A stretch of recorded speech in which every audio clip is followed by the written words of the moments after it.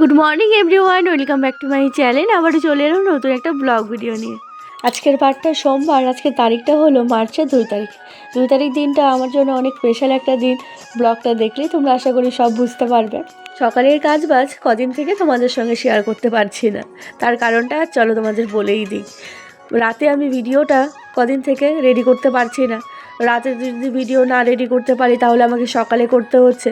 আর সকালে তো ওই রান্নার পাশাপাশি আমি ভিডিওগুলোও এডিট করে, মানে এডিট বলতে একটু কাট করতে হয়, তো সেগুলো করছি। তার পাশাপাশি আমার ভয়েসটা দিতে হচ্ছে।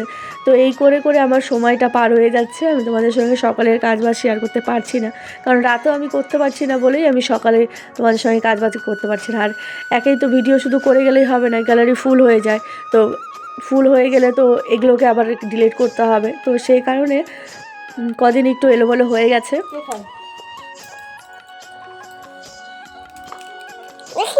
বাইরে ছিল? হ্যাঁ, বাইরে ছিল।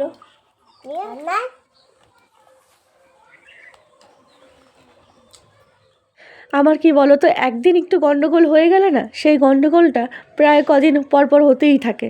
মানে সেটা আর আমি ঠিক করতে পারি না তাড়াতাড়ি। তো সেটাই হচ্ছে। দুপুরের আর তোমরা রাতের ব্লগ দেখতে পাচ্ছ। সন্ধ্যা দিয়ে নিলাম, বরমশাইও চলে আসলো। কিছু জামা কাপড় ছিল সেগুলোকেও ভাঁজ করলাম। আর বরমশাই কিন্তু একবার এসেছিলো, এসে তারপরে আবার সবজি বাজার করতে গিয়েছিল। তখন বাজারে ব্যাগ দিতে ভুলে গেছিলাম, বড় ব্যাগটা নিয়ে এখন বাজার নিয়ে এলো।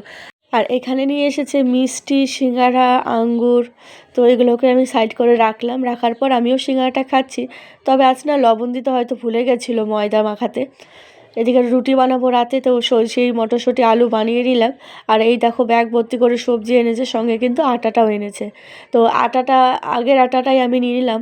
আজকে যে আটাটা এনেছে ওটা ঢালতে হবে, ঢেলে রাখবো। তো অল্প করে বানাবো, অল্প ভাত আছে। আর ওই যে গাবলায় দেখতে পাচ্ছ সেগুলো হচ্ছে কুল। বিকেলে আমি কিন্তু এই কুলগুলোও কিন্তু বেছে ভালো করে ধুয়ে, যেহেতু শুকনো কুল তাই ভিজিয়ে রেখেছি।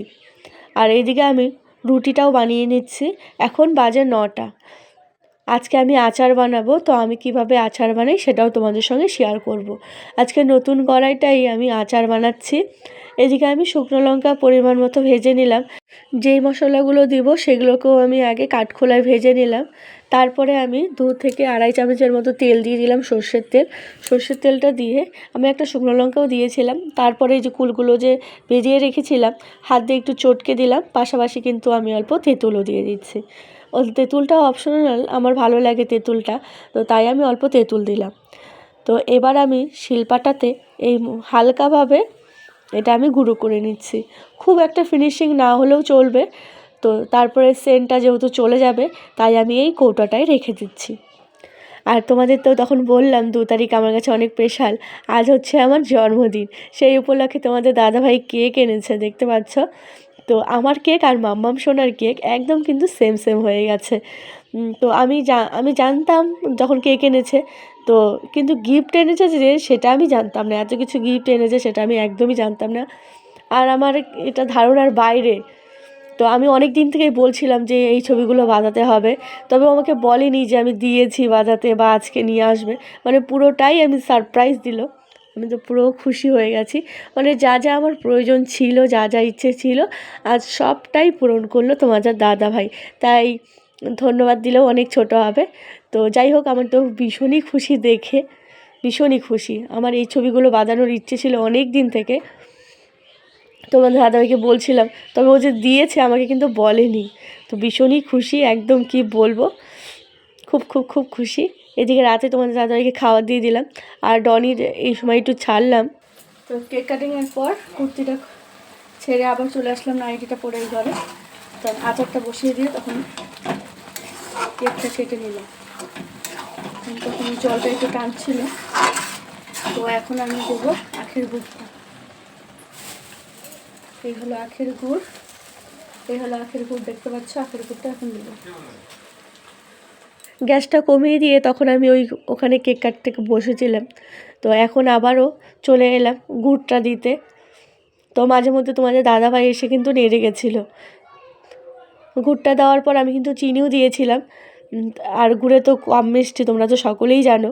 তো এবার আমি ভাজা মশলাটাকে দিয়ে দিচ্ছি। তো সবটুকু দিয়ে দিলাম যতটা বেটেছিলাম। তো এখনও ভালো 5 থেকে 10 মিনিটের মতো জাল ফুটিয়ে তারপরে কিন্তু আমি থালে ঢেলে রেখেছি। আর এখানে এই যে তোমাদের দাদাভাই আমি যা যা পছন্দ করি সব কিছুই আজ নিয়ে এসেছে। তো আমিও খাবারটা খেয়ে নিলাম। আর সকালে তোমাদের সঙ্গে শেয়ার করছি, রাতে তো দেখানোই হলো না যে কী কী গিফট দিল সামনের থেকে। তো এই দেখো এই ছবিটা, যেখানে আমরা 4 জন আছি। তো আর একটা এটা যেটা আমরা 2 জন আছি।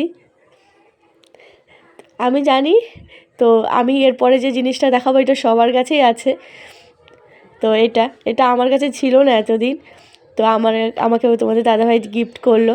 আর এটাও আশা করি সবার ঘরেই আছে, নতুন যখন বেরিয়েছিল তখনই হয়তো সবাই বানিয়ে ফেলেছো, তবে আমার বানানো হয়নি।